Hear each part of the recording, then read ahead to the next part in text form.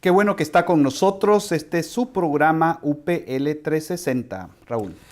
Juan Carlos, en esta ocasión tenemos un programa, yo digo, educativo acerca de una de de los sectores, de las facciones bien importantes de la Iglesia protestante, en este caso de la Iglesia Cuadrangular, que está dentro del movimiento pentecostal.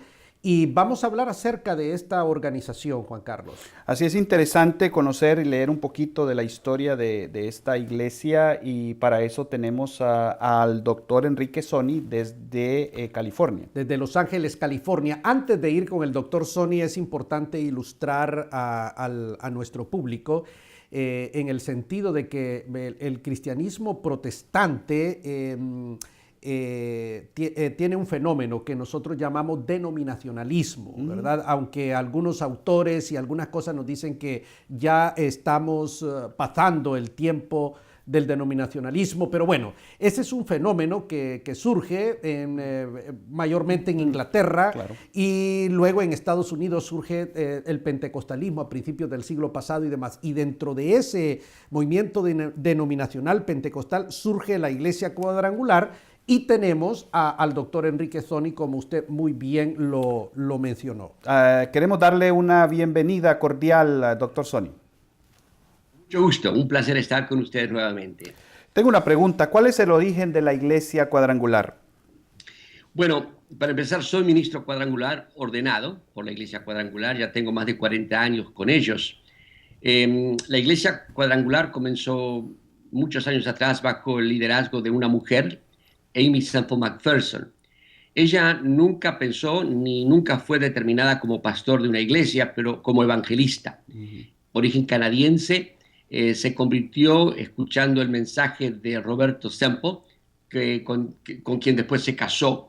Fueron a la China como misioneros. En la China, Roberto se enferma de disentería y muere. Ella se queda en el campo misionero por un año más, vuelve a Estados Unidos y comienza a predicar el Evangelio. Y en la predicación comienzan a surgir señales y maravillas y milagros, la gente que se sanaba, la gente que escuchaba el mensaje con alegría, y ahí comenzó un avivamiento de esa época, muy común en esos días, al principio del siglo pasado, donde había un movimiento pentecostal, la lluvia tardía la llamaban, que venía del cielo con manifestaciones espirituales, y de ahí surge entonces un movimiento. La hermana McPherson nunca pensó organizar sus campañas evangelísticas en iglesias.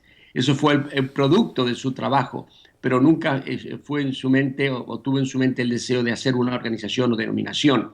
Entonces la Iglesia Cuadrangular nace en el fuego pentecostal, caracterizado por señales, maravillas, prodigios. ¿En qué año surge la iglesia y en qué lugar? ¿En qué año y en qué lugar?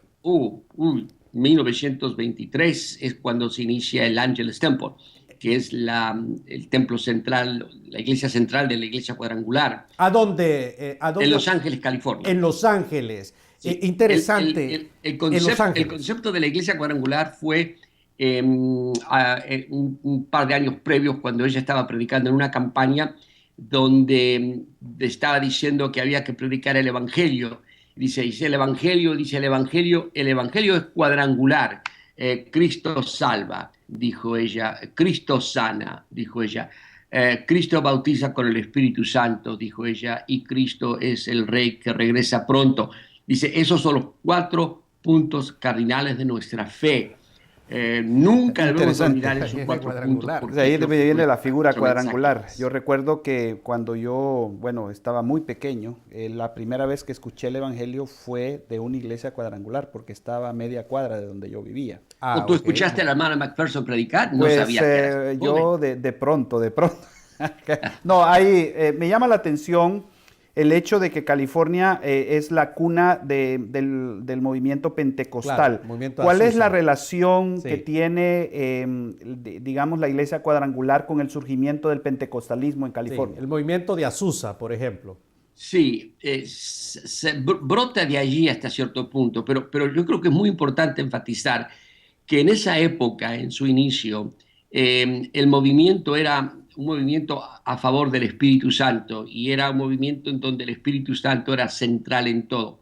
La hermana McPherson, no siendo una teóloga en sí, oficial, ella fue la que trajo un mensaje cristocéntrico al mensaje pentecostal. Todos hablaban acerca de las lenguas y el bautismo del Espíritu Santo, y el énfasis era en el Espíritu Santo. Ella fue la que dentro del movimiento pentecostal trajo el concepto de Cristo como el mensaje de la iglesia. Entonces la iglesia cuadrangular predica a Cristo como el Salvador, a Cristo como el sanador, a Cristo como el bautizador del Espíritu Santo y a Cristo como el Rey que viene. Entonces, el énfasis cristocéntrico es posiblemente la contribución más importante de la iglesia cuadrangular dentro de los vínculos o el contexto pentecostal. Me llama la atención de que la iglesia cuadrangular utiliza una simbología muy específica. De hecho, usted mencionó el elemento cuadrangular que ustedes plantean. Hablan de la cruz, la copa, la paloma, la corona y hablan inclusive de colores. Sí. ¿Qué es el trasfondo histórico de estos 4 elementos? Yo creo que tenemos que pensar en A.B. Simpson y la Alianza Evangélica y Misionera, porque creo que él fue el primero en que destacó estos 4 símbolos. Sin embargo, la posición cuadrangular no es una posición de las iglesias de santidad en todo el respeto. Nosotros no creemos en una segunda obra de gracia. Nosotros creemos que Jesucristo es el que nos ha santificado ya, y no buscamos una segunda obra de gracia o la santificación, la entera santificación. Creemos en la obra completa y eficaz de Jesús en la cruz. Entonces la hermana McPherson cambia ese punto. El Cristo salva está allí, Cristo sana está allí, Cristo viene está allí, pero ella hace un cambio. En vez de predicar a un Cristo que santifica, predica a un Cristo que bautiza en el Espíritu Santo, y ella interpreta eso, el poder para servir, el poder para ministrar, y cita varios pasajes bíblicos donde hace énfasis que cuando hubo una manifestación espiritual era a favor de las multitudes y para predicar el Evangelio. Entonces es una gran diferencia entre las iglesias de santidad y la iglesia cuadrangular, en donde nuestro énfasis es en servir a través de una experiencia del Espíritu Santo, pero no es una segunda obra de gracia, sino es una experiencia que sigue en forma natural a aquel que es salvo, porque obviamente somos llamados a predicar el Evangelio y a testificar con poder, tal como lo dijo Jesús en Hechos 1:8.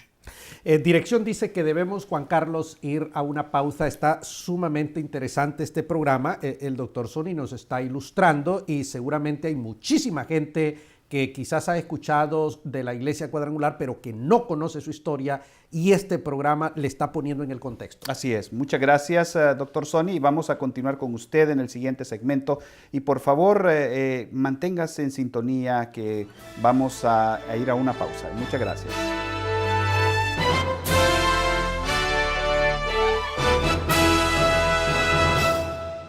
Las tendencias y nuevas tecnologías del mundo demandan un liderazgo efectivo en nuestros ministerios. ¿Estás listo para afrontarlo? Universidad para Líderes ha creado la modalidad que llevará a tu iglesia a un nuevo nivel, Tu Campus. Es la plataforma para desarrollar integral y efectivamente la visión que Dios ha puesto en tu ministerio. Fundar un campus UPL en tu iglesia es muy fácil. Ingresa a universidadparalíderes.com, llena el formulario con tus datos y comienza a desarrollar el ministerio como nunca lo creíste posible.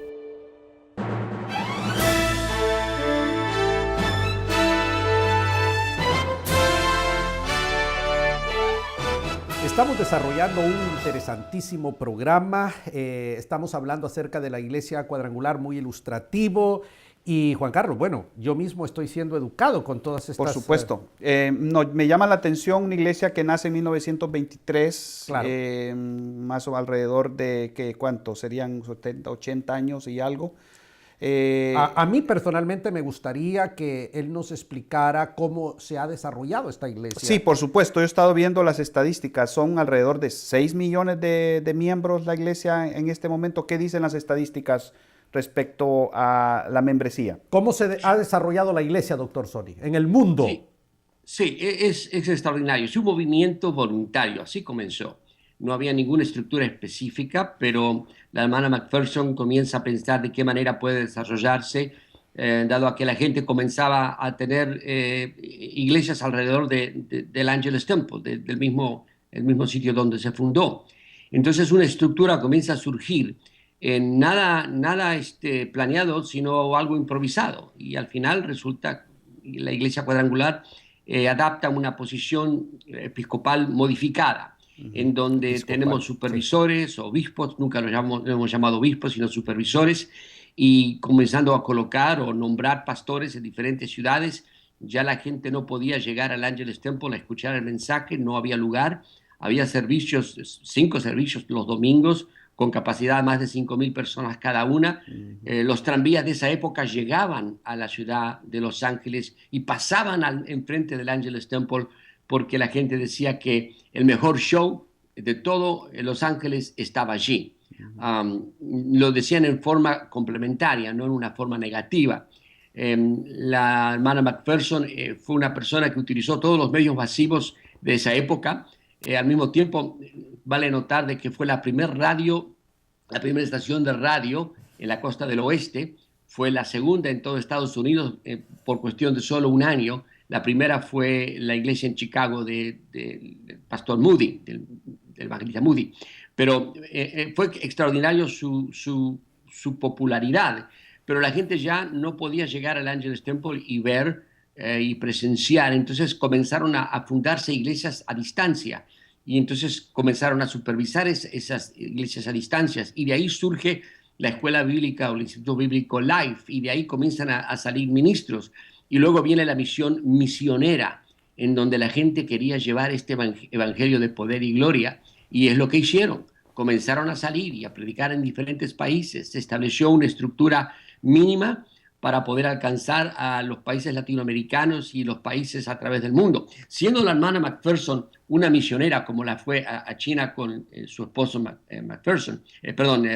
Robert Semple, ella, cuando comienza a surgir el movimiento misionero, se preocupó mucho de que ningún misionero fuera a cualquier parte del mundo con escasos recursos. Y entonces, utilizando el proceso episcopal, organizacional de la iglesia, el misionero iba a un punto, pero recibía ayuda directa de la organización.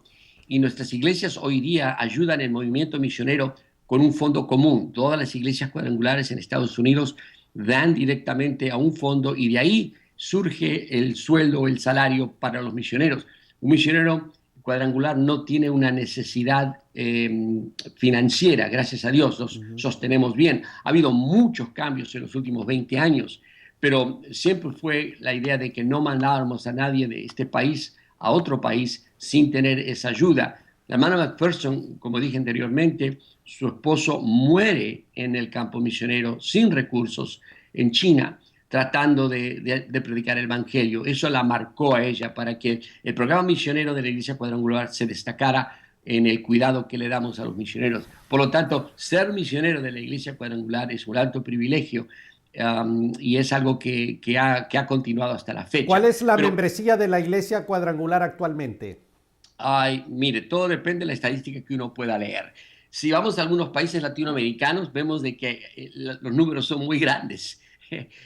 Vamos a otros países y los números cambian. Yo digo que, creo que usted citó 6 millones, yo creo que está un poquito exagerado. Yo marco como unos 5 millones, 4 a 5 millones.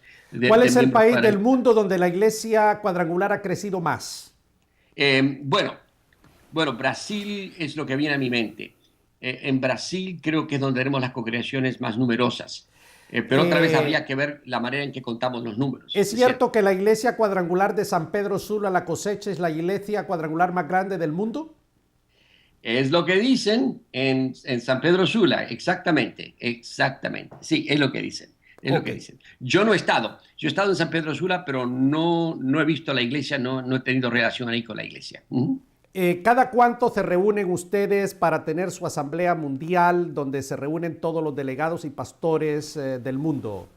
Todos los años. ¿Todos los años? Todos los años. todos los años. Sí. ¿Cuántas personas se reúnen en estas asambleas mundiales que ustedes tienen? La última que acabamos de tener fueron casi 4.000 personas. ¿Y usualmente se reúnen en cualquier lugar del mundo o en Los Ángeles? No, por lo general es una sección de Estados Unidos. En Estados Unidos nos reunimos y los que llegan son delegados, son ministros cuadrangulares y delegados, pero por lo general son todos ministros cuadrangulares que asisten a esa Asamblea Nacional. ¿Cómo se llama el seminario o instituto bíblico más famoso, emblemático de la Iglesia Cuadrangular? Mi alma mater, Life Bible College. Life Bible College. Las iniciales es LIFE. Y eso fue una visión de la hermana McPherson. Life significa Lighthouse of the International Church of the Foursquare Gospel. Y es una manera donde podemos enterarnos de la visión de la hermana, que lo que quería era predicar el Evangelio. El Lighthouse es el faro, ¿no? Un faro internacional del mensaje cuadrangular, un faro de luz hacia todo el mundo. Aquí está en La Crescenta. Está en San Dimas, aquí en California. Muy bien. Juan Carlos. Interesante. La Iglesia Cuadrangular, ¿cuáles son los desafíos más grandes que tiene la Iglesia Cuadrangular en este momento? En este momento preciso en que estamos grabando este programa, se ha hecho una de las decisiones más importantes que van a afectar todo el pentagrama de la Iglesia Cuadrangular en Estados Unidos. Se acaba de hacer una decisión de formar el primer distrito hispano. Eso es extraordinario para nosotros. Es un deseo que hemos tenido por muchísimos años. Recuerdo una vez, hace 40 años precisamente, ante los dirigentes de la misión, donde yo les decía que aquí en Los Ángeles, en Estados Unidos, necesitábamos un supervisor hispano. Recuerden, un supervisor hispano para la Iglesia Cuadrangular es donde está el locus, el centro de autoridad. De ahí vienen los nombramientos, de ahí se gobiernan las iglesias, de ahí trabaja todo. Es como un obispo, la palabra, ¿no? Un obispo hispano. Y hace 40 años recuerdo que estaba con la jefatura de la organización y era muy joven en esos días y estaba muy nervioso y me preguntaron qué es lo que la iglesia hispana necesita y fui al pizarrón y escribí 2 palabras, la letra H y la letra S. Entonces uno de los dirigentes dice, nosotros ya tenemos el Holy Spirit, Espíritu Santo, HS. No, dijo, no es HS para Espíritu Santo, es Hispanic Supervisor, supervisor hispano. Muy bueno. Ha pasado 40 años y en este momento que estamos grabando se están haciendo ya los nombramientos para un supervisor hispano que tendrá el liderato de nuestras iglesias hispanas en todo el país, pero específicamente en el sur de California. Contamos aproximadamente con unas 350 iglesias hispanas que han nacido sin dirección de la cabeza, han sido un crecimiento espontáneo, vamos a decirlo. Muy Así bien. que estamos muy agradecidos. Ese yo creo es el desafío más grande para la Iglesia Cuadrangular en su, digamos, en su clima organizacional muy anglosajón y también una increíble responsabilidad de parte del hispano. Ahora va a tener que portarse bien y hacer buena letra, ¿no? Sin lugar a dudas. Doctor Sony, vamos a interrumpir. Tenemos que ir a una pausa, Juan Carlos. Así es, no se vaya, permanezca con nosotros.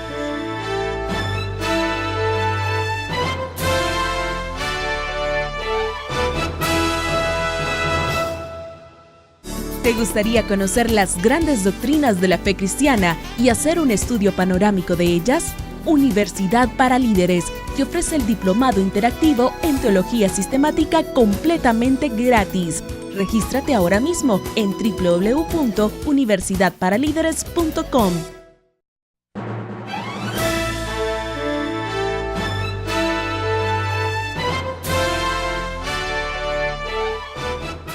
Está usted viendo el programa UPL 360 y hoy estamos aprendiendo mucho sobre la Iglesia Cuadrangular, una iglesia fundada aproximadamente en 1923 y que hoy en día pues tiene una membresía de alrededor de 4 o 5 millones a nivel global. Y tenemos con nosotros al doctor Sony, quien nos está ilustrando sobre este tema, Raúl. Juan Carlos, se dice que vivimos en la era postdenominacional. Se dice de que el denominacionalismo está cediendo. La Iglesia Cuadrangular es parte del movimiento denominacional y dentro del sector pentecostal clásico, de qué es lo que se llama. Creo que sería interesante preguntarle al doctor Sony qué ha ocurrido en estos años con la Iglesia Cuadrangular, que pronto va a celebrar sus 100 años.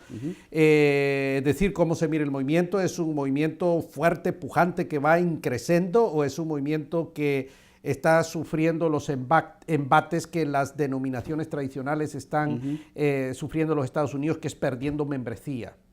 Así es, doctor Sony. ¿Puede, por favor, hablarnos un poco al respecto? Hemos tenido bajas, no hay vuelta que darle. Eso es una condición cultural del país. Somos parte de la cultura, parte de la fibra de este país y experimentamos las mismas cosas. Sin embargo, nuestro crecimiento se debe en estos momentos a que hemos hecho ajustes muy específicos. Por ejemplo, el que acabo de mencionar en la sesión pasada, donde estamos trabajando con las minorías, porque no podemos seguir haciendo los mismos errores de antes y pensar de que vamos a corregir la nave en su viaje. Entonces, estamos tratando de que todos puedan participar dentro de la Iglesia Cuadrangular y podamos ver que el crecimiento sea de todos lados. No podemos pedir un crecimiento monocultural, tiene que ser un crecimiento multicultural y por lo tanto hay que dar lugar a que todos puedan crecer. Así, de esa manera, todos podemos ver la gloria del Señor en nuestros contextos particulares. Yo creo que una de las razones, no la razón, pero una de las razones que iglesias denominacionales han decaído es porque no han percatado los cambios culturales que este país ha enfrentado en los últimos 20, 30 años. Y no han hecho los ajustes debidos, donde no ha habido la oportunidad para poder expresar un Cristo hispano, un Cristo afroamericano, un Cristo chino, un Cristo, bueno, mejor no sigo. Entendemos lo que estamos haciendo. Es bien interesante, Raúl, el fenómeno de crecimiento aquí en Chicago, donde las iglesias que más están creciendo en este momento son aquellas que son multiculturales, aquellas que abrazan las diferentes culturas. Digamos un ejemplo clásico, la iglesia Willow Creek, la iglesia New Life, que se está nutriendo precisamente de esa diversidad. Y las iglesias, y eso me imagino que es un fenómeno a nivel de todo el país, donde las iglesias que más crecen son aquellas que han abierto sus puertas para que sean asimiladas por las diferentes culturas que la rodean. Sin lugar a dudas. Hay una última pregunta que tenemos aquí porque no sé si el doctor Sony puede contestármela. Dice, ¿cuál fue la postura de la denominación a la última película hecha por el cineasta Richard Rossi sobre la vida de Aimee Semple McPherson y por qué?